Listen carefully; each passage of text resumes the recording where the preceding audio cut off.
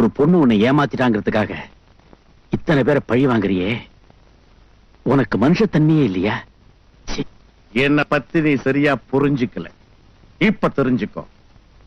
நான் இறந்ததுக்கு அப்புறம் என்னுடைய கண்களை எடுத்து கண்ணே தெரியாத ஒரு ஏழை அனாதைக்கு தானமா கொடுக்கணும்னு உயில் எழுதி வச்சிருக்கேன். ஒரு குறிப்பு, அந்த அனாதையும் ஒரு ஆணாத்தான் இருக்கணும். என்னுடைய லட்சியத்துக்கு தடையா இருக்கிறது உன்னுடைய லட்சியம். அதுக்கு முடிவு உன்னுடைய அழிவு.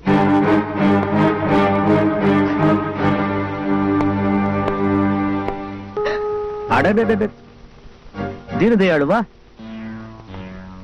கொஞ்சம் தாமதமான முடிவுதான், இருந்தாலும் புத்திசாலித்தனமா முடிவு எடுத்திருக்க. டிஎஸ்பிக்கு பவர் கம்மி. பாத்தியா, மணி அடிக்குது. டே வேலு, யாருன்னு பாரு. வேலுதான் பேசுறேன். யாரு? டிஆர்கே சாரா? அப்படியா? அங்க எல்லாரும் மாட்டிக்கிட்டாங்களா? இப்ப டிஎஸ்பி விட நம்ம கஸ்டடியில் தான் இருக்கான். டிஎஸ்பி மாட்டிக்கிட்டானா? Very good, very good. இருங்க, கொஞ்சம் அண்ணனை கூப்பிடுறேன். இப்ப யாரும் எதுவும் பேசக்கூடாது. வாயை திறந்தா தலை சதுரிடும். ஹலோ. என்ன சட்டநாதா, உனக்கு ஒரு வித்தியாசமான அனுபவத்தை கொடுக்கணுங்கிறதுக்காக தான் நான் போன் பண்ணேன். இந்த பத்திரிகைக்காரன் நம்ம 2 பேரையுமே ரொம்ப கலக்கிட்டான். இவ்வளவு தூரம் பிரச்சனைக்கு காரணமே அவன் தானே. இப்ப அவன் மேல பெட்ரோல் ஊத்திருக்கேன். எதுக்கு தெரியுமா? அவனை எரிக்க போறேன். மட்டும் அவன் துடி துடிச்சு சாகிறத பார்த்து ரசிச்சா போதுமா? நீயும் என் பார்ட்னர், நீ அதை டெலிபோன்லயாவது கேட்டு ரசிக்க வேண்டாம்? நான் சொல்றதை இப்ப ஒரு வரி மாத்தாம அப்படியே பேசணும். மாறின நட.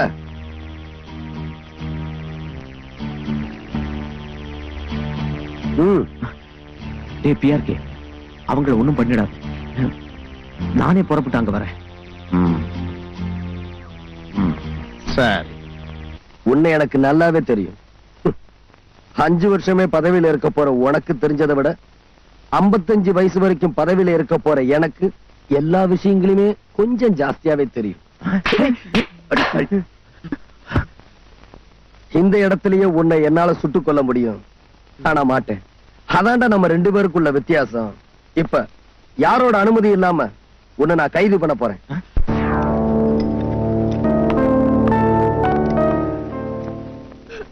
சாந்தி, இப்பதாமா தைரியமா இருக்கு. சட்டநாதனை கைது பண்ணி வச்சிருக்கிறது வெளியே தெரிஞ்சதுன்னா அந்த ஆண்டவனே வந்தாலும் நம்மளை காப்பாற்ற முடியாது. இப்ப நான் வெளியே போறேன். விடியறதுக்குள்ள ஒண்ணு நான் வருவேன், இல்ல என்கிட்ட இருந்து போன் வரும். இது 2மே நடக்கலனா நான் நிச்சயமா உயிரோட இல்லைன்னு அர்த்தம். பயப்படாது சாந்தி.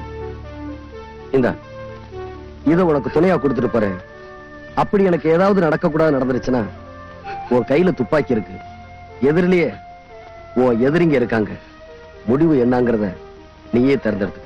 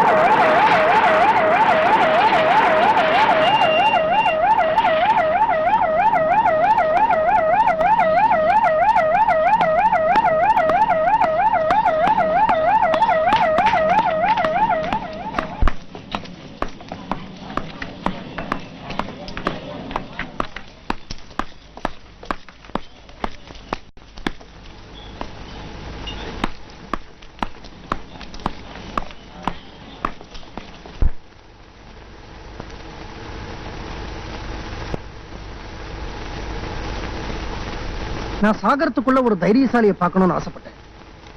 பார்த்துட்டேன். இந்த அர்த்த ஜாமத்துல ஒரு சாதாரண போலீஸ் அதிகாரியோட அழைப்புக்கு மதிப்பு கொடுத்து ஏன் எதுக்குன்னு கேள்வி கேட்காம இங்க கூடியிருக்கிற எல்லா பத்திரிகைக்காரங்களுக்கும் என் நன்றி கலந்த வணக்கம். டிஎஸ்பி தீனதயாள் தன்னுடைய உயிரையே பணயமா வச்சு ஒரு பெரிய போராட்டத்தையே துவங்கியிருக்கார்.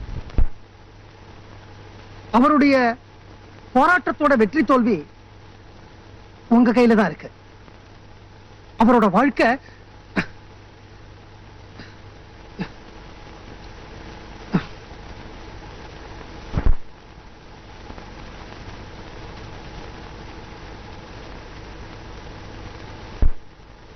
என்னோட வாழ்க்கையை பணயமா வச்சு நான் ஒரு பெரிய முடிவோட வந்திருக்கேன். அந்த முடிவு நம்ம நாட்டோட அரசியல் சரித்திரத்தையே மாத்தி அமைக்க போகுதுங்கிறதுல எனக்கு அசைக்க முடியாத நம்பிக்கை இருக்கு. நான் எடுத்த அந்த முடிவுக்கு ஆதாரம் இப்போதைய நிலைமையில நானும் என்னை சேர்ந்தவங்களும் தான். இதை மாத்திரம் வச்சு என்னால எதையும் நிரூபிக்க முடியாது. அதனால நான் எடுத்த அந்த முடிவுக்கு ஆதாரங்களை தேடி புறப்பட்டிருக்கேன். அதுக்குன்னு இருக்கிற நேரம் விடிய கால 6 மணி வரைக்கும் தான். சாதாரண உங்க பத்திரிக்கை எத்தனை மணிக்கு வெளியாகுது? காலையில 4:30 மணிக்கு ரெடி ஆயிடும். ஒரு 6 மணி சுமாருக்கு ஏறக்குறைய எல்லா கடையிலயும் உங்களுக்கு கிடைக்கும். உங்களுக்கு கடைசி செய்தி எத்தனை மணி வரைக்கும் வரும்? நைட் 2:30 மணி வரைக்கும் லாஸ்ட் நியூஸ் எடுத்து வரும். ஓகே. நான் உங்ககிட்ட கேட்க போற உதவி நீங்களே எதிர்பார்க்காததுதான். ஆனா உங்க சக்திக்கு உட்பட்டது. வழக்கமா உங்க நியூஸ் பேப்பர்ஸ் 6 மணிக்கெல்லாம் வெளியாகும்னு சொன்னீங்க. லாஸ்ட் நியூஸ் உங்களுக்கு 2:30 மணி வரைக்கும் கிடைக்கும். உங்களுடைய வழக்கமான இந்த ப்ரோக்ராம் இன்னைக்கு ஒரு நாள் மட்டும் இந்த டிஎஸ்பி தினதயாளுக்காக மாறணும். அதுலதான் எல்லா விஷயங்களுமே அடங்கி இருக்கு. வழக்கமா 2:30 மணிக்கு உங்களுக்கு கிடைக்கிற கடைசி செய்திய நான் விடிய கால 6 மணிக்கு தரேன். வழக்கமா 6 மணிக்கு வெளியாகிற உங்க நியூஸ் பேப்பர்ஸ் இன்னைக்கு மாத்திரம் 9:30 மணிக்கு வெளிவரணும். ஒட்டுமொத்தமா 9:30 மணி வரைக்கும் ஒரு நியூஸ் பேப்பரும் கிடைக்காம ஜனங்க அத்தனை பேரும் ஏன் என்னாச்சுன்னு தவிச்சு போயிடணும். 3 மணி நேரம் கழிச்சு இந்த நாட்டோட அரசியல் சரித்திரத்தையே மாத்த போற அந்த செய்தி தலைப்பு செய்தியா அத்தனை பத்திரிகைகள் வெளிவரணும். என்னுடைய சாட்சிகளும் நீங்க தான், என்னுடைய ஆதாரங்களும் நீங்க தான். உங்களை மாத்திரமே நடக்க போற நிகழ்ச்சிகளுக்கு ஆதாரமா வச்சு நான் இறங்கி இருக்கிற பெரிய போராட்டம் இது. உங்க தரப்புல நீங்க சொல்ல வேண்டியதை சொல்லிட்டீங்க. ஒரு 5 நிமிஷம் டைம் கொடுங்க. நாங்க கலந்து பேசி எங்க முடிவை சொல்றோம்.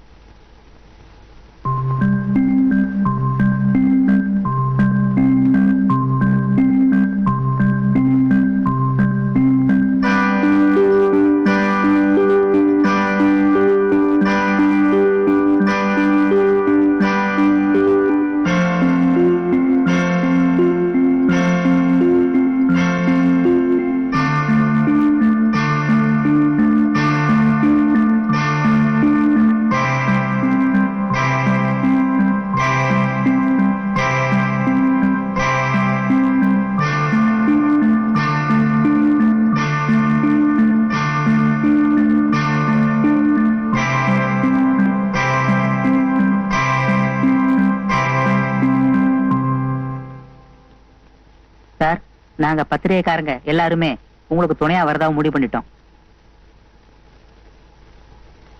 உங்க நல்ல பேரை அடகு வச்சிருக்கீங்க. அதை நம்பி இந்த பத்திரிகை துறை வரலாற்றிலேயே முதல் முறையா 3 மணி நேரம் பத்திரிகை வெளிவரத தள்ளி வச்சிருக்கோம். Let us hope for the best.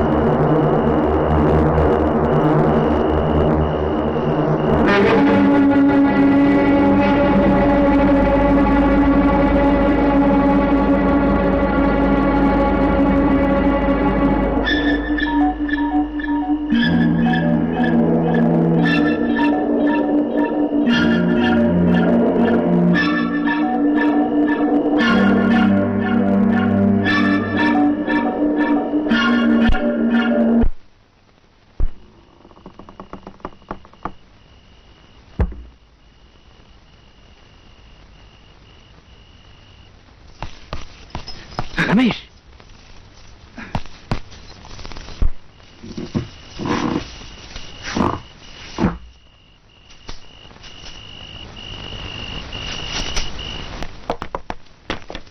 BRK மறுபடியும் வரல.